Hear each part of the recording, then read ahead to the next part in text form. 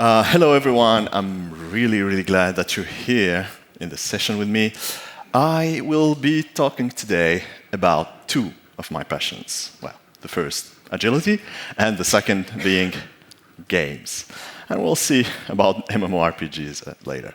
So, quick presentation of me. My name is Hafedh Messaoudi. I am coming from Paris, France. And I'm a business agility coach. I'm a lean agile transformation leader. I am also a brain-based learning trainer, but that's nothing compared with the real job at home because I'm a dad of two devils. God, why? So I said that I was passionate about agility. And from this passion, I spent a lot of money training and gaining badges and certificates. These all are true certificates that I have. So a lot of them. I spent hours and hours. I'm a safe practice consultant. I know how to write OKRs and drive OKR transformations. I know how to do agility health radars, etc. I even know how to use Miro, or Miro, and Atlassian experts as well. That's on my face. Wow, I spent a lot of money and time. But what if I told you that the real school where I learned agility is not those times where I was paying attention for a whole day? Of course, they brought me a lot of information, but the real school of mine is gaming. My mother used to tell me that video games are a waste of time. Years later, I realized that everything I learned from these very video games helped me lead business transformations. What if I told you that leading teams and guilds of 100 people in a very fictional environment prepared me better to lead agile transformations than all the certificates that I had earlier? Sounds crazy. Well, I want you to imagine a world where agile leadership is earned, not given. Where failure means regrouping naturally, strategizing naturally, and getting back again and trying again until the goal is reached. Welcome to the world of MMORPGs. So this picture here is taken from a game. Anyone knows? Shout out. It's World of Warcraft. So I think there are some of you who knows. Anyone played it actually? Where is hands? Wow, I knew it. I got my bet. So let's take a deeper look for those who don't know what is MMORPG is. So MMORPG stands for Massively Multiplayer Online Role-Playing Games. So these kind of games are where people assume a fictional character. They play online on servers with thousands of other people simultaneously. The world massively stresses out the fact that the multiplayer dimension of this game is mandatory to reach the game's goal.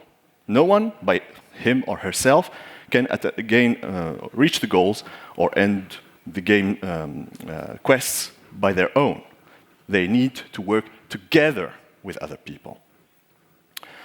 So to make the working together easier, many games support a rather persistent form of community where players can gather, play together, know that their friends will be online at certain times so that they can achieve the quests together. This is what we call in World of Warcraft guilds. Well, we'll see this later. This was the general definition. I know we're here in Agile Meets Architecture, so maybe some of you are thriving for architectural diagrams. So this is the definition of MMORPGs in a very simplistic Agile diagram. I avoided on purpose saying map after seeing Wardley's this morning, the keynote, wonderful one. So it's actually a bunch of users that interacts together thanks to a multitude of servers. And this is actually the beauty of the technology in it, because you have a server managing every single aspect of the social life in the game. You have servers managing weathers, servers managing objects, servers managing interactions, auctions. And this is just an example. I mean, there are a lot of this. By the way, disclaimer, I have no actions or nothing to gain from World of Warcraft. I'm just speaking about my passion, okay? It's not about advertisement. So, coming to the real question, why am I speaking about this talk today? Of course, speaking about passion, but also, and I want you to look at these statistics, because I spent the last couple of years reading about gamer psychology, and there are a lot of books that I'll be sharing some references at the end. In France alone, there is 64% of adults who answered that they are playing or played online games. The gender distribution is almost more men than women, but it's 29% also of women are playing these games. But the most important chart for me is the age distribution one. Actually, most of the players playing MMORPGs are between 18 to 30 years old. That's the age where people start ascending in their career, are entering the professional life, but also starting to gain new experiences in their careers. And there are studies that show that the social interactions and the way people are leading their teams and guilds in these kind of online games have direct impact on the real life. So, this is one. And again, this is not just a hype. I mean, World of Warcraft alone has 8 million active players in the Western world in every day, at every moment. And it's only World of Warcraft. There's a lot of MMORPGs out there. Also, you have the subscriptions rate. Actually, people keep on logging and buying subscriptions every year. And it's steady, around 4 million people. So this is a social phenomenon that has its impacts, and we cannot ignore it.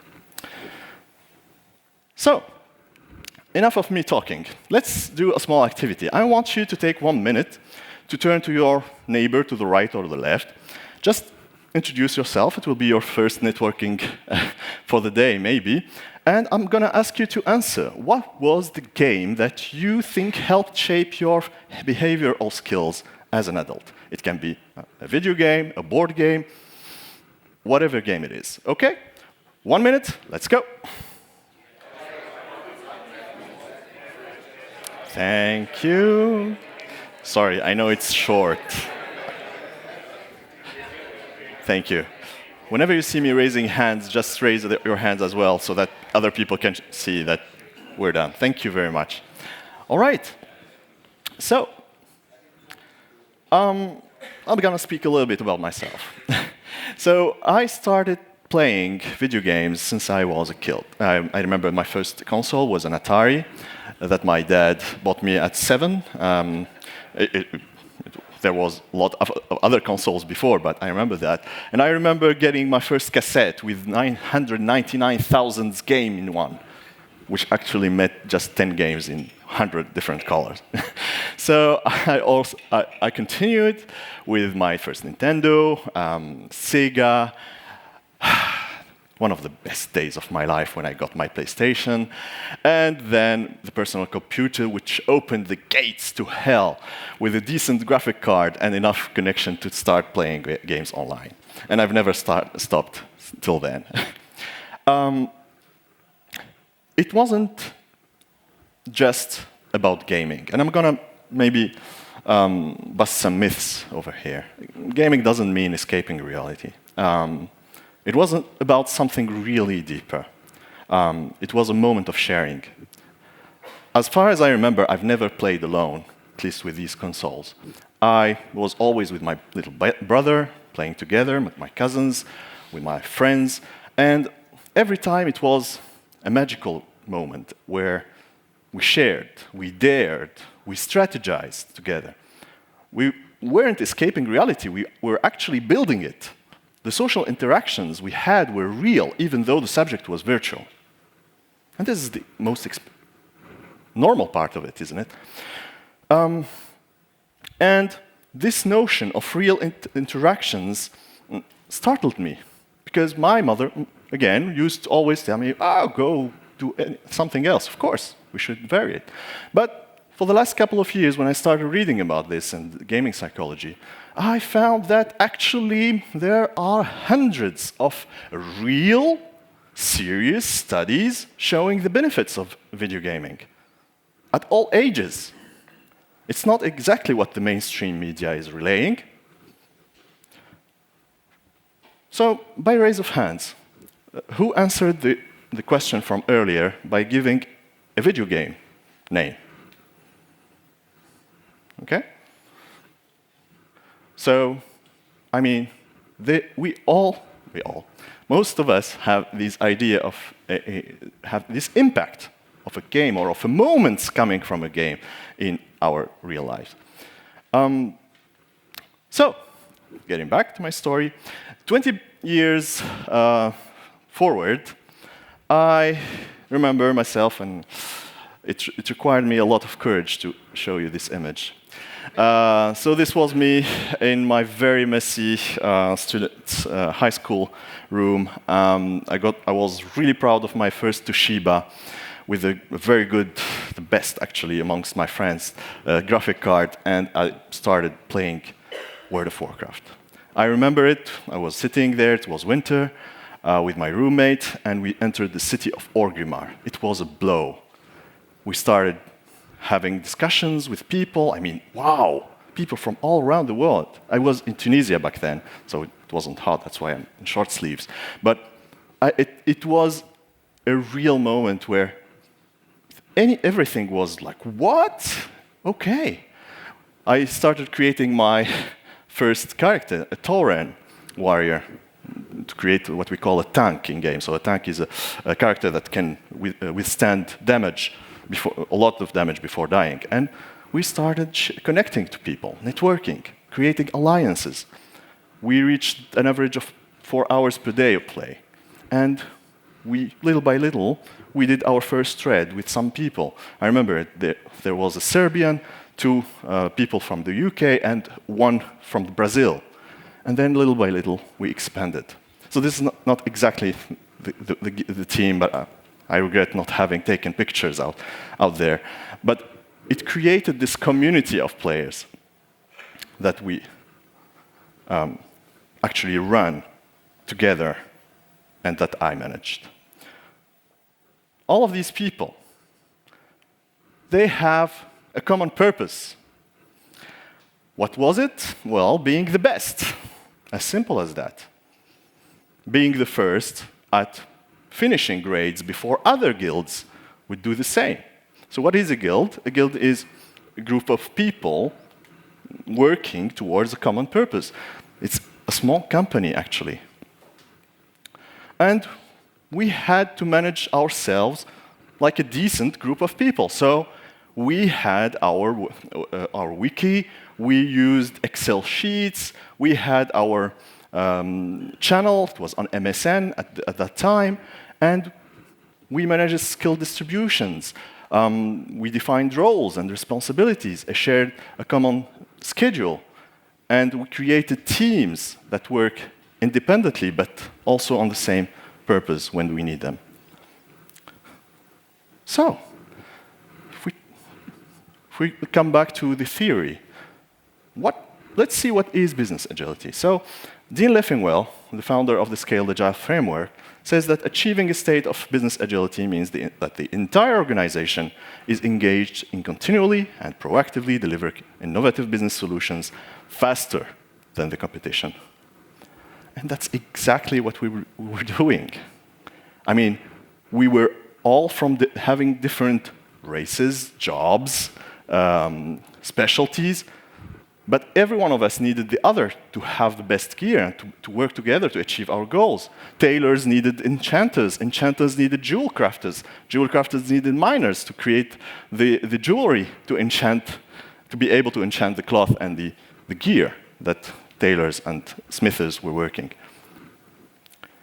I mean, this is pretty much obvious, but I had to say it. I mean, this is exactly what a company should be doing. If it's not what is the case, then I don't know. I mean, HR, finance, software engineering, etc., there has to be a link between them because a company cannot withstand competition if all of these components don't work together. It's simply because value throws all of these departments together. So this is what we call in systemic thinking the totality principle. First question, who knows this team? Shout out. Yeah. PSG, Paris Saint-Germain. Great. So this is PSG's team, the Parisian football team of 2020 or 2021, I don't know. But this team has a record high of one of the most expensive teams ever that has been created. So the Qatari emirs have spent a lot of money to bring Messi and so on. So these were like the Messiah team that will win everything. Anyone knows how many Champions League PSG won? 0! And I can do a joke about this because I'm from Paris. So nothing. This tells us that the system is more than the sum of its components. It's about the interactions that exist between those components. It doesn't, we don't need to have the best players in the world and expect obvious winning outcomes. So, enterprise agility is everyone's matter. And it starts with you, with me, but also with the people around you. A second pair share. So you can, if you turn to your right earlier, turn to your left. I'm gonna make you maybe have the chance to speak to many people. And we'll take 1 other minute to share about how can architecture enable the flow of value through all the branches, the disciplinarities, the departments that is needed to achieve the business goals. 1 minute, and let's go. All right. Thank you. Thank you very much. Okay. I hope you had some good discussions. So, coming back to the game. As of when you have this hat of a red leader or of a guild leader in this game, actually, what I did was pretty much architecturing, managing, because at the time I was usually strategizing. I remember spending hours on YouTube and WoWWiki, which is the reference website for World of Warcraft, trying to find the exact strategies to let the team and the teams find the exact spot from which they need to run and hit the target, which sequence of attacks they should use. I actually went really deep into architecturing our attacks. And even more, I actually did conflict resolution. I remember this, a team leader who didn't really speak English had said a word that he didn't mean, and I remember getting there and trying to make things run smoothly because we needed the cohesion because the raid will start in the next few minutes. I remember also bargaining with other guilds when a squad didn't show up for a raid. I remember also spending time with new joiners. And I also chased the continuous improvement because I wanted to have the best gear as a tank for my team. Well, this is really nice. Until one day, we were getting into a fight with the boss, and we started wiping. The first team was dead, and I couldn't accept that. So, I cheated. I cheated. The game master caught me cheating. So actually, there was a module that removes the cooldown between attacks. And I was like, da, da, da, da, da, da. So, and the first hour after I learned that my account was banned for 4 months, I was devastated.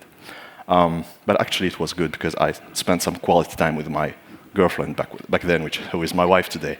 So, then going forward, few weeks, days later, and after 4 months, I came back. What was the result? Actually, the team was better off without me. There was 2 raids, 2 dungeons that we needed to do that I've never succeeded doing them with them, that they did without me. Huh? In a second, I got a flashback of all the times I was there, like I said earlier, telling people where to sit, where to start, what to do. And the moment they didn't get this person around them telling them exactly what to do, they got better. Wow, what a paradox. And this was the first lesson in my life. And this is written and will never stop being shown. Being a leader is not what I was doing. I was a gentle micromanager, maybe, at the best. So from there on, I entered into the professional life. I started reading about leadership. I became a coach, etc., etc. And I'm not going to read all of these, except the last one. But leadership is a function where we need to produce more leaders, not more followers. And to be honest, I wanted to have followers. I wanted people to adore me, to be there, the best for them. But it was for me that I'm doing it. So, Ralph Nader is actually, Ralph is an American activist, and his book, The 17th Tradition, is really a source of inspiration. You know, I think that most of you know Simon Sinek and Stephen Covey.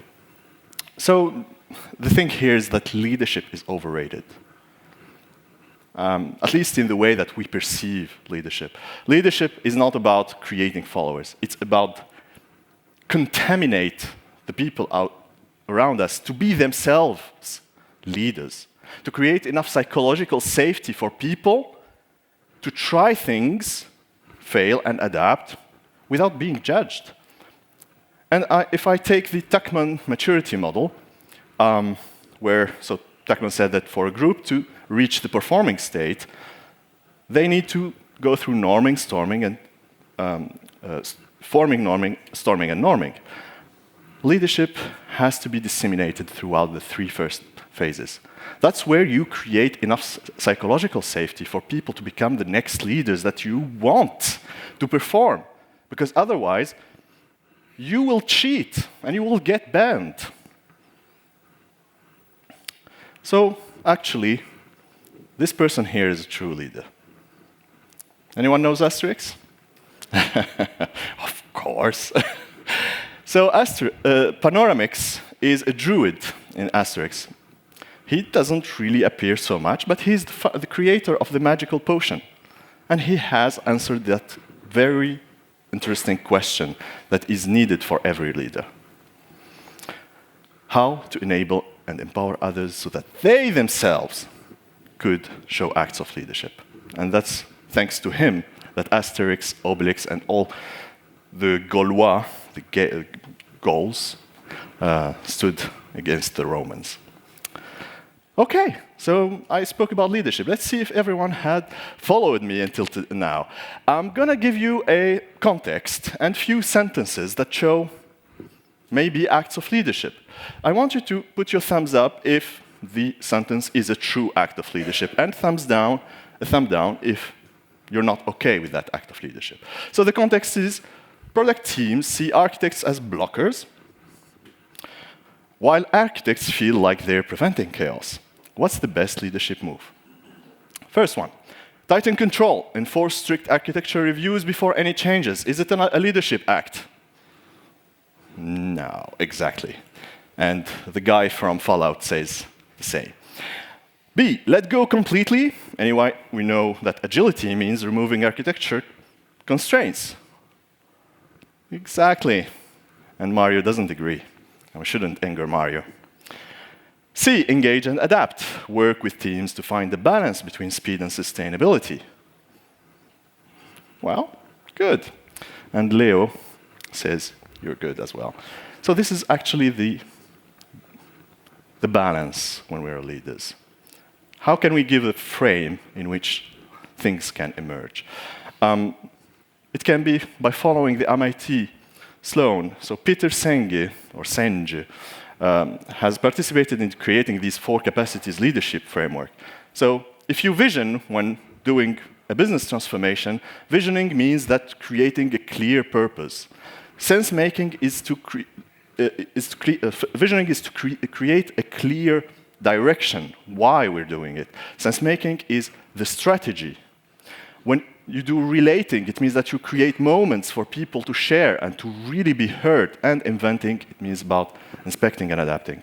If you do this without being a bottleneck, you're perfect. Because sometimes, and that's why, unfortunately, at least in my experience, some architects want to be there in the middle, which is something to avoid. So, our next exercise together is to take a paper, a piece of paper that you have in multiple, if you don't have pens, you have some here, in the middle, and out there, okay? I want you to form pairs and triads, and then write in a readable format on the paper 1 practice to prevent architecture from being a bottleneck. From your experiences, what is 1 practice that architects could do to avoid architects from the bottleneck? And I'll give you, it's 2 minutes, but I'm going to give you 1 minute and 30, okay? Let's go. Now I want you to roll up the paper and throw it at me. Okay? Roll up your papers, for those of you, and try hitting me. Come on. Another paper? Yes. Go ahead. Thank you. Okay, I'm going to try just to read some of them because I'm good. You can keep on. Yes. All right, let's see what we have here. This is my way of making you part of this talk. Simple as talking to each other. If you don't agree, you can say boo. What I have here. Kein Elftheirton wird. I don't speak German, sorry. Okay. Just define guardrails and don't implement solutions or micromanage. Seems nice, right? Okay, last one. And we have here, okay, talk to devs, create space for conversation where all points of view are heard, collaborative decision making. Wow. That's enough for you, takeaways for you guys today. Well, no. So, for the next couple of minutes, I'm going to give you what I learned from playing video games. To be able to do this, actually, a simple one is to make information visible, simple, and accessible. This is an example of an information radiator on the game. I mean, it seems a lot, but trust me, you have all the information that is needed for you to take the decision and have a 99% chance that the decision would be right. Because you have the time, that the progress until a boss is killed, you have the health bar of your teammates, you have the amount of damage that you're doing, the buffs that you have. It's enough. I mean, in the Agile world, what would be an information radiator similar to this in terms of business decision making? Sorry? A build monitor. That's also what we call Obeya. So Kanban and Obeya is the place where you have all the information that is needed, updated day to day, and where people can find the information that makes them rule out what are the next mission and the next things to do. Also, coupling evidence-based value and emergent architecture. Instead of forecasting what will be done, let's build on what is done today. And emergent architecture is about creating a framework in which teams and people can handle, play, because that framework is strong enough to allow failures not to be so damaging. And this is how you build business and technical efficiency. Gear your teams up with what's best, because you cannot kill that dragon with a gear from a level 5 or 4. So in World of Warcraft, there are levels. And so you cannot thrive in a business agility in a world if your teams are not built and geared with enough strong gear. Also, start where you are. This is one of my most important lessons for you today.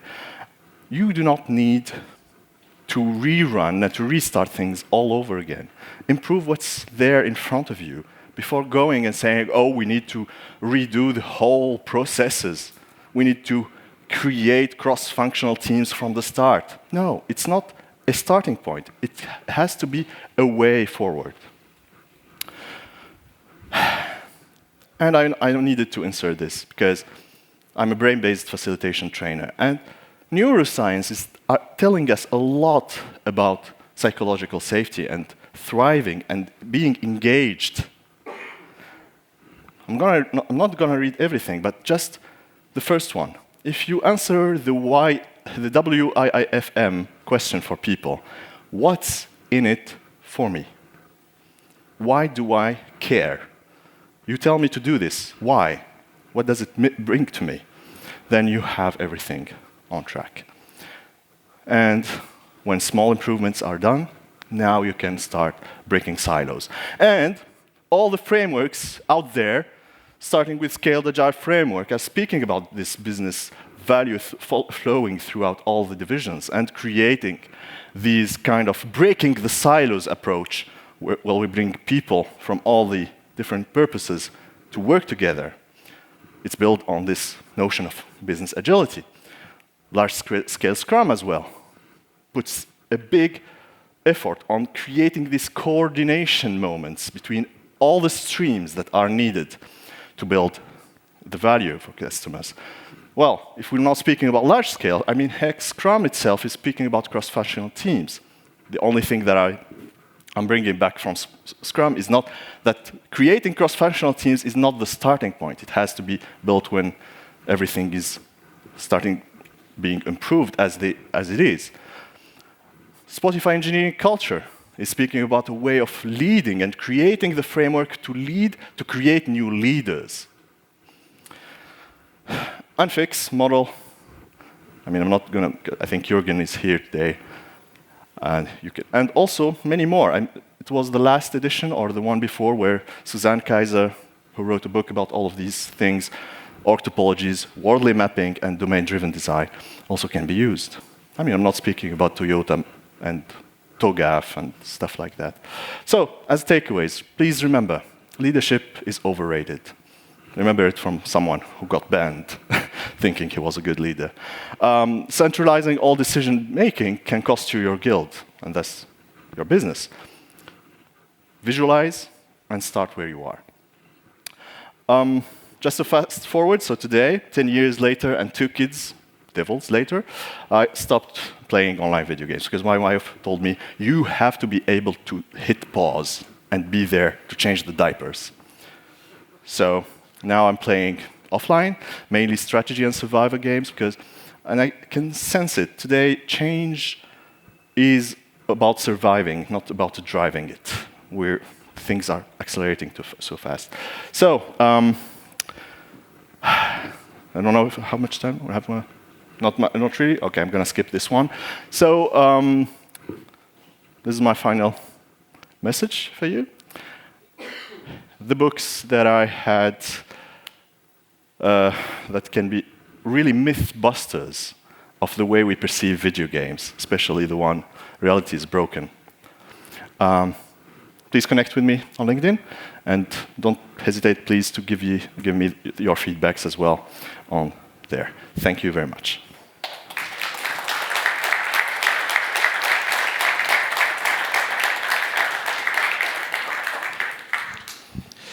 So, thanks a lot. I do not really see a question on Slido. I'm not sure whether there's an issue with the Wi-Fi here. Okay, does anybody in the audience have a question? James. Yes, James. Obviously, alliance or horde? Horde for the win, of course. So it's yeah, in the world of Warcraft, there are two factions: alliance, humans and stuff, and there's horde, monsters. So I'm part of the monsters part. I do not necessarily agree, no, but anyway. One question from my point. Yes. What's easier to manage, a raid with 10 people or with 40? So, generally speaking, it's with 10 people, but there was a time where we reached autonomous group of squads, because you have 5 by 5, and you have these dispatched leadership roles. And it was, at a moment in time, it was a lot more easier. But at the start, of course, granularly speaking, it was better with 10, but nothing prevents 40 to be really effective as well. Yeah, but also something where you can draw a lot of parallels, actually, to real-world teams. Indeed. Okay, any other questions? Over there. Can you just use the mic, please? Now you talked about leadership, but what about the future? How do you see video games play a role in the future's thinking? So if I understand correctly, how will be video games used in the future to trigger leadership? How can you use the thought of video games in the future's thinking, for an example? In future thinking? Yeah. Sorry, what do you mean by future thinking? I think you had talk about the future is like we can't control the future, but how can you use video games thinking to prepare us for that? Okay, so if there's something that video games taught me, at the very least, is that you cannot predict the future. You can only be able to have enough muscle to surf on the wave. So whatever the future reserves, if you are in these soft skills we spoke this morning with Jürgen, you have enough muscle and soft skills to be able to adapt to whatever comes into you, given all the information that we spoke about, the information radiators, given the accuracy as well of the information that you have. So to answer your question, it can be used to forecast and to be prepared for the future, given that the psychological safety is there and the information radiators are there as well. A question over there. Okay. There's one question over there. I'm hurrying.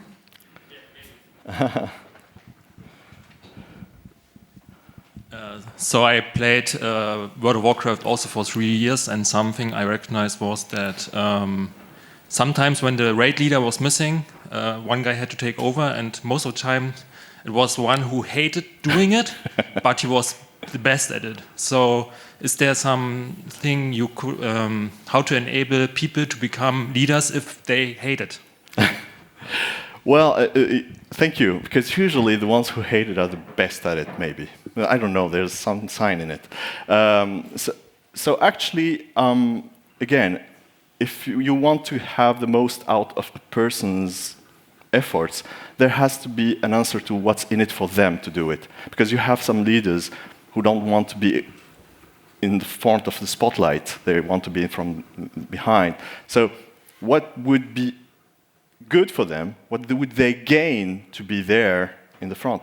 Knowing that they can lead the raid without being in the front, without giving directions. They could delegate. So it's about, and then Gitte has maybe an answer to that. Yeah. No, but I would also say a lot of the people who want to be managers because of the power. And they are not the good managers because they are not the leaders. They will be the ones that will talk about what you do. So often the ones that are a bit reluctant but can use their skills will be good leaders and good managers. But they can do it in a different way because you don't have to know exactly what everyone does and you don't have to tell them what to do. Okay, thanks a lot. I think we ran out of time. All right, thank you. But you are still here on the conference for Yes, the next sure. 2 days, I guess. So if you want to ask him, then please do this. Yes. Thanks a lot. Thank you, and thank you for your ideas.